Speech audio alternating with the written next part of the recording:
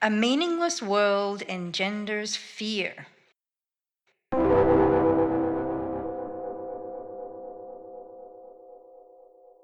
Yep, for another? Yeah, okay, yeah. I'll do the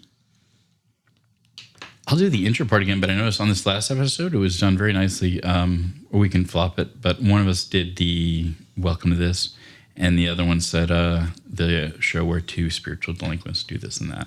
Oh. It sounded kind of neat. I don't remember that.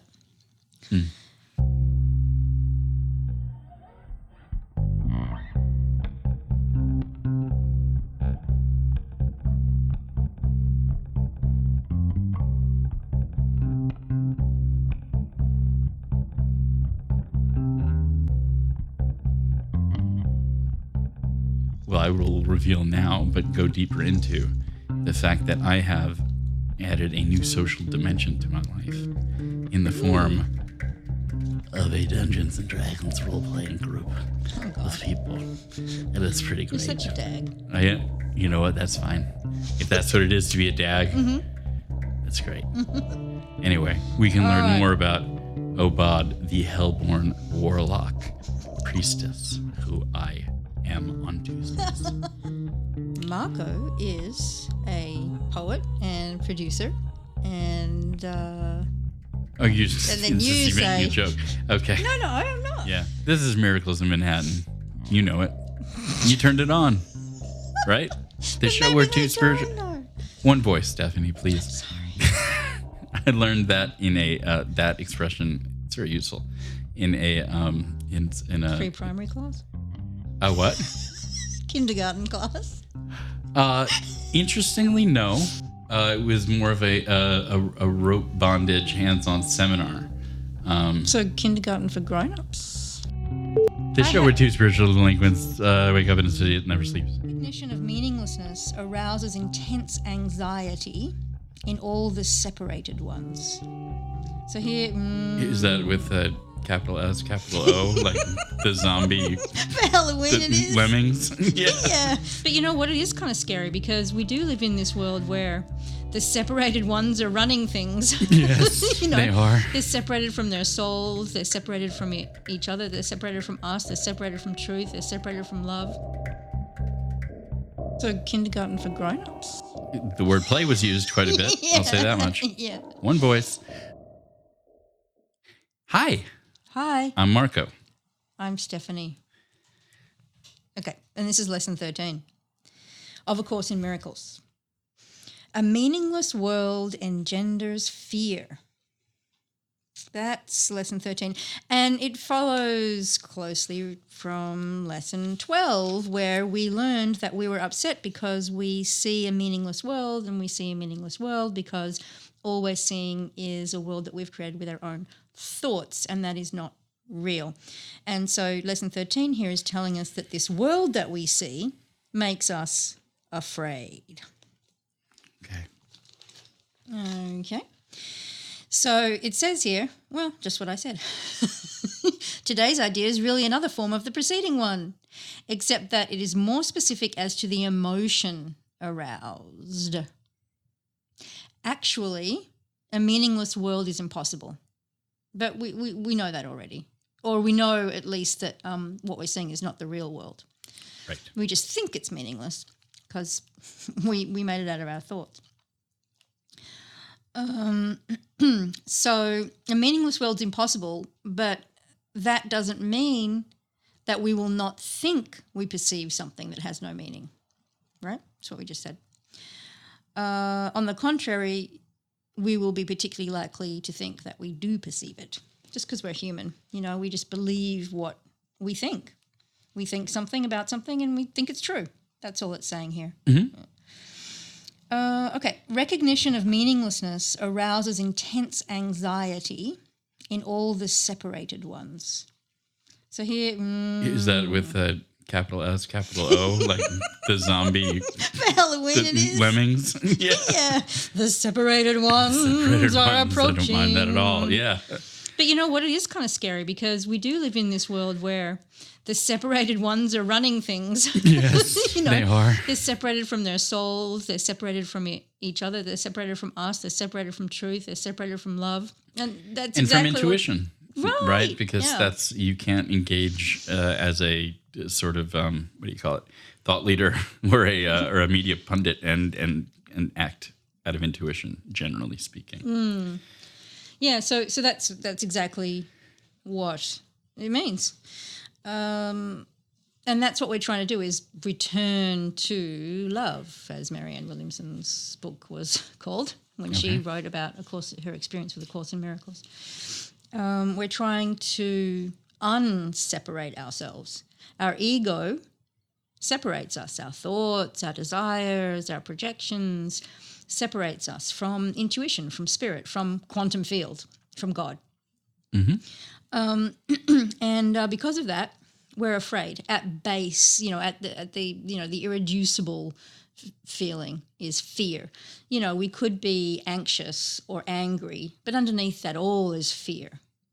Right. So that's what this lesson is telling us, that it's all about fear. Last lesson we looked around and we said, "Oh, I see a terrifying world. I see a fearful world. I see a crazy world." But really, underneath it all is fear. The words of the last lesson were a meaningless world. Something's makes me. I'm upset because I see a meaningless world. Okay. And then we looked around and we said, "Oh, I see it's wicked, it's mean, it could be good, it's horrifying." And now we're saying, well, all of that really just boils down to fear. Okay, so simply this is really just glossing what upset means in a way. Yeah. Really, right? to its basic. I think that's very irreducible. important, actually, because meaningless is a word that has been used in this text so much that, guess what? It has a lot of meanings. Oh, God, it's lost it's meaningless. Oh, God. Well, yeah, a little bit, because Yeah, that's right. so in the prior example of it's a box with a thing that I turn it and it makes a sound, and then, oh my God, it's a jack in the box. That was a meaningful thing to me in that it was a box. It turned into something that was not a box in this graphic moment.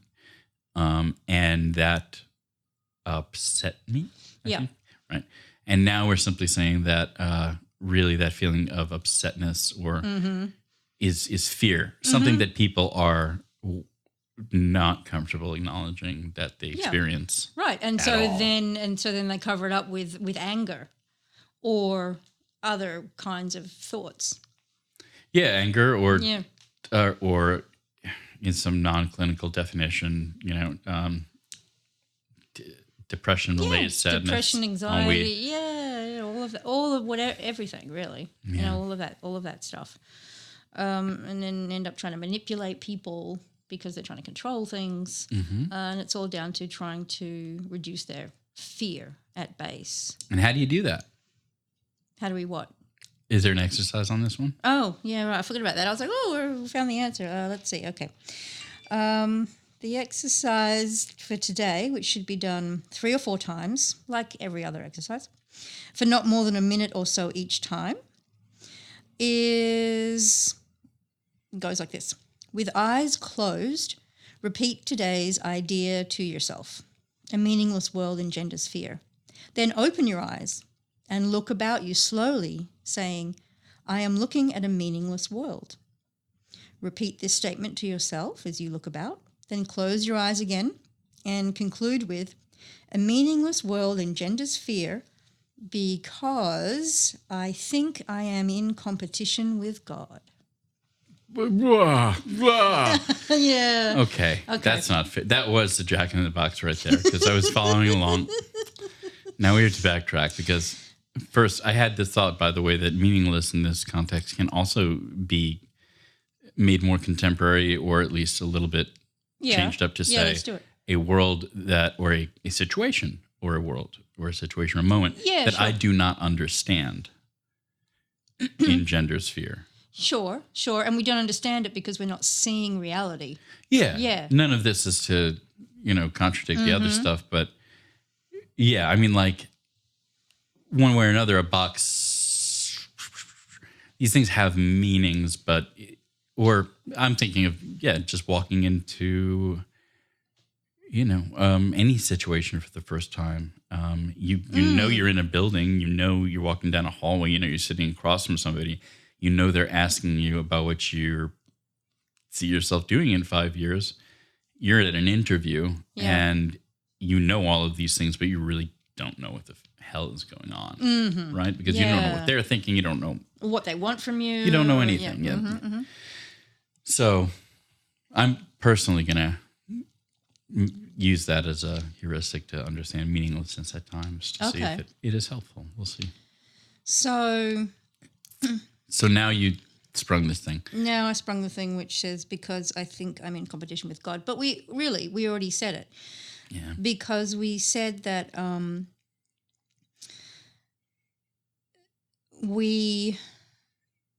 it's our thoughts and desires and expectations, right? That's our ego.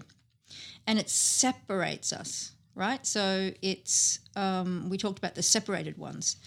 And we said that they were separated from intuition. And that's all God is. God is spirit. God is the connection with our intuition, with our true self. God is quantum field. So if we're separated from that, where all knowledge and all love and all consciousness is, we're in our ego and we are therefore in competition with it.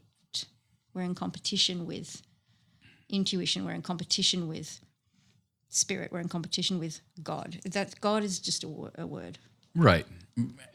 But however you want to understand that word, to be in competition with God is also to not believe in God, because how can you compete with God, right? You're right. I know. That's exactly it. Yes, and that engenders a sense of abandonment or loneliness. Yes, and fear, like, whoa. I'm running this show alone. Yeah. Yeah. Yeah, Yeah. That's exactly it. I had a visceral reaction that I poker faced my way through, I think, in therapy years ago when a really excellent therapist pointed out almost casually as if I knew it. She's like, there's not really a word for it, but your general sense that you're omnipotent. And I was like, And after failing to zap her out of existence with a mere thought, that I would say that personally, having contended with that observation for the last couple of years or something like that, has been tremendously helpful. Oh, cool.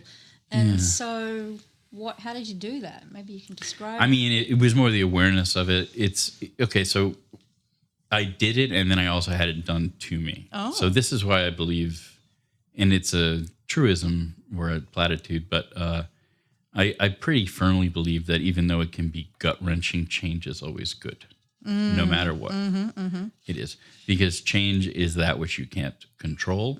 And if you're there on the other end of it, i.e. have survived it, you get a real better sense of right-sizedness or proportion to the proportion to the world. So I could say that I took account of how it had to involve other people, right? Because me in my writing or me in this apartment does not do much to solve the problem of me not believing I'm my own little fucking terrible God, because here I am. Alone, seemingly. Right. Yeah. So running your own little show, yeah. Yes, that's what I do when no one's here. Don't we all? Yes.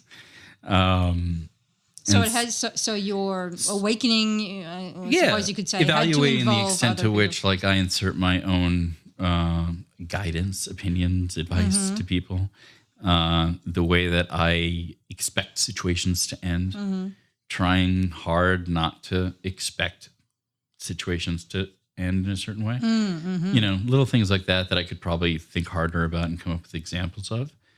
But then also things like, well, freelancing will do it to you real quick. But in essence, like I recently changed jobs from an industry we both worked in within a niche within advertising, to something that uses similar skill sets but is very different, closer to journalism, things like that. And plus, it has a lot of weird in terms of technology back end stuff that I have to learn on the fly. So having to have beginner's mind, you could say. Humility. Humility, yeah. yes. Humility is a precondition of beginner's mind, right? Okay. Yep. I'm not saying that with authority, but I believe it. That helps. That helps too. I love that you said it involves other people, because I know that relationships are the teacher of all of this. We are here on earth to teach each other through relationships. Forgiveness, in the context of, I'm using that in the context of A Course in Miracles. So, it absolutely does require other people. And although we might think that other people are causing us pain, hurting us, doing terrible things, they're not. They're they're in service to us. Right. Yeah, ultimately. Yeah, ultimately. So if we can get to that point, thank you for teaching me patience and tolerance and fortitude and humility. That's forgiveness. Everyone will get what they're owed. I have no idea what I meant by that. That just kind of came out. But it's true. It's true. Well, it is true. Yeah. And not to like high horse on this. I'm not on a high horse, but for the medium, this is, I think, and I'm just realizing this now. You meant me. The medium. Oh. I was confused for a second. This is why I like low to middle production level podcasts. Okay. What I mean to say is stuff that's not scripted. Which is to say anything from a comedy podcast that's sort of what has become the traditional model of like two funny people talking, or an actual play podcast where it's a bunch of people playing a role-playing game over the course of a year, and then 2 years, and then 5 years, 6 years, right? Because here's why it's different from television for me. Besides the fact that television is scripted and highly it's constant being monetized and all that stuff. Oh, okay. Did I tell you about that cartoon I saw about the 2-panel cartoon about like a young woman listening to her first podcast or something like that? No. It's a great cartoon. Maybe it's not her first. Anyway, it's 2 panels. It's a woman with like a headset, and she's like, all right, this podcast looks interesting. That's panel 1. And thought balloon. Panel 2, she's like dejected. And she's like, I just fell in love with 6 people at once. And for me, that is the essence of the fact of like getting to listen to people over time deal with the same subject matter in the best way that they can, but also listening to how they themselves change each other. That's why it's like a very it's a humanity in every sense of the word. Okay, it's an ongoing relationship. Yeah, and they're in service to each other. Right, and they don't necessarily. That's not the point of it exactly, but it is what happens. So in many things. So for my recommendations on podcasts where you can find things like that happening, just email me at miraclesandmatin@gmail.com. Or this podcast is a pretty good example too, because we kind of fast forwarded that by doing 10 episodes a year ago, and here we are now. So just to say, okay. So keep podcasting, punk. Well, that's it. A meaningless world engenders fear because we think we're in competition with God. And just to finish off, the end of this lesson, we read that this is our first attempt at stating an explicit cause and effect relationship. And we're advised not to dwell on the concluding statement, meaning, because I think I'm in competition with God. Just try not to even think of it, except during the practice periods. That will suffice at present. That's the hypno approach to A Course in Miracles. Yeah. So let me dwell on the concluding statement real quick. and maybe we have covered this, but I just want to I'm just imagining somebody let's say you're writing a book someday about this, or teaching a thing, and somebody says, "I'm not in competition with God because I don't believe in God." Mm-hmm. What's up?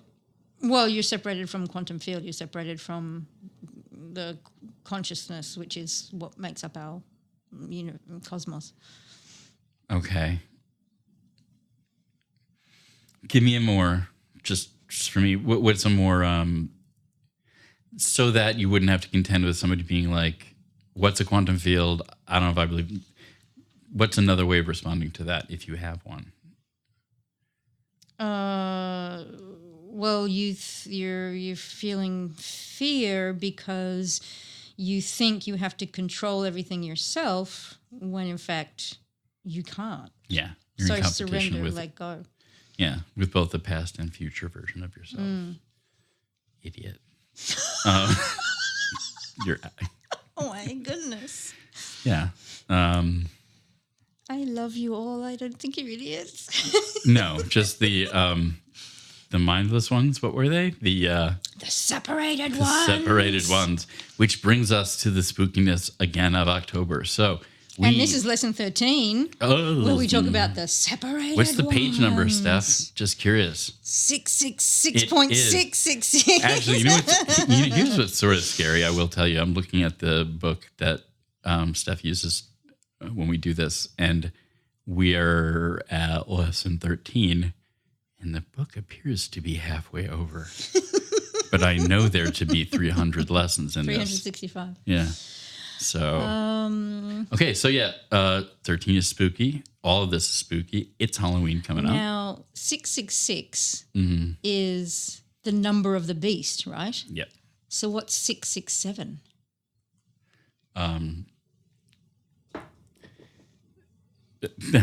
That's the beast's number, neighbor. It's the neighbor of the beast. You're right. Wait, is that a thing? No, it's supposed to be a joke. It was a joke. Okay, sorry. Sometimes you sound like you know what you're talking about. Well, no, that's how I tell jokes. Sometimes it goes over really well, and sometimes it goes over like this. Like, what? Was that supposed to be a joke? Oh, huh. Well, did you know what I meant when I said number, neighbor? Yeah. Okay. Because I got hit with that a few months ago. You got it. Oh, you did? I got a few of those, yeah. Wait a sec. Could have had up to 2, I suppose.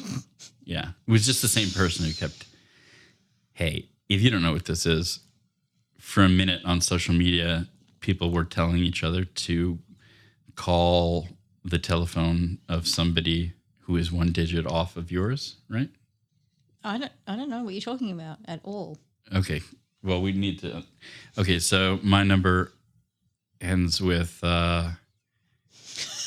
he doesn't know. 86. Okay. Right? And so somebody who had the identical number, but his or her number ended 87. Mm-hmm.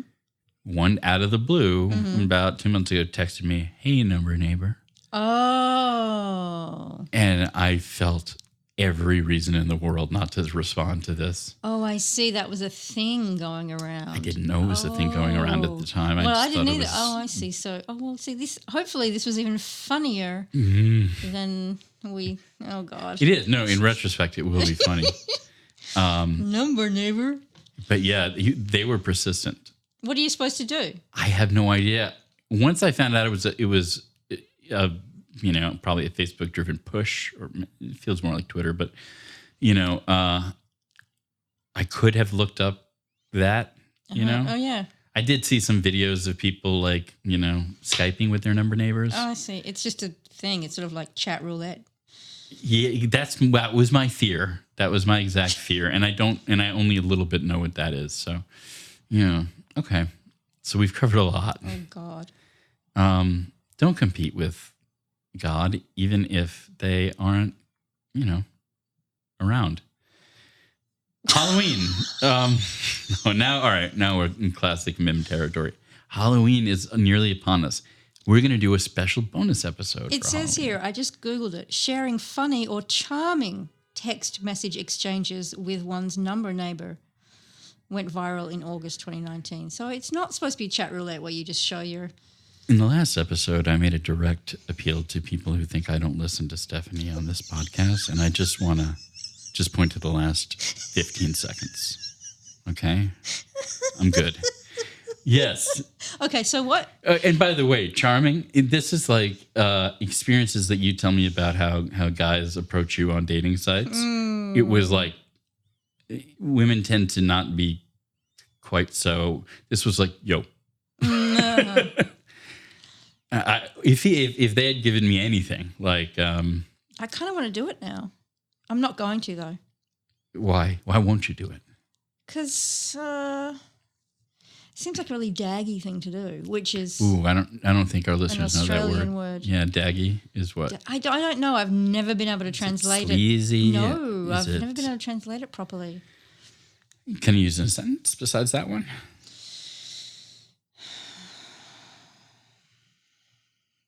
Oh, God. If you show up with long socks and sandals, maybe you're a dag. Oh, boy. Unfashionable. I see. Okay, so really not. Okay, I get it now. It sounds like there's an obliviousness to it. Yeah, dorky is more of not quite. Yeah, oblivious. Like you don't know how bad that is, sort of thing. Maybe. God, it's so hard. It's so hard. I've not been able to. If only there was like access to a internet. Let's find out. Maybe you can talk about Halloween while I do. Yeah. So for Halloween this year, 2019, we're gonna do a special bonus pod because it's the best. Halloween's the best, and we want to do something pretty cool. Steph, as you will have learned if you listened to the last bonus, something that we just dropped, or really any of these podcasts, is a psychic medium. We're digging into what all that means. But for Halloween, we are going to not just talk about it, we are going to show about it. And what we're thinking is that we're going to bring some people into down here to Rogue Signal Studio headquarters. Mm-hmm. And Steph will perform a variety of psychic feats and experiments on them. On the trapeze. Yes. I remember the last time we did something like this, there were mixed reactions to the subjects. And I'm hoping for that and then some. So. Okay, so daggy, it says here, I think the simplest way I can say it is not cool. But when we say it to each other, we don't mean it in a mean way. We mean it in an affectionate way. I see. Okay. Does that make sense? Now, the literal meaning of a dag is the dung which collects on the sheep's fleece immediately surrounding its anus. There's an expression for that. Yeah. Okay. Yeah. So you're daggy. That is the dag, not the condition of the sheep having that. Boy, we are getting into like some territory that I never thought we would. Yeah. That's the magic of editing will maybe help, but by saying that, we know that it won't. All right. Oh, God, I hope they liked it. All right. Good night. I hope they liked it. Yeah, good night. It's been real. Bye. I hope they liked it. Who is that? Are they the audience? Yeah. What? Yeah. I think there's lots. That was just great.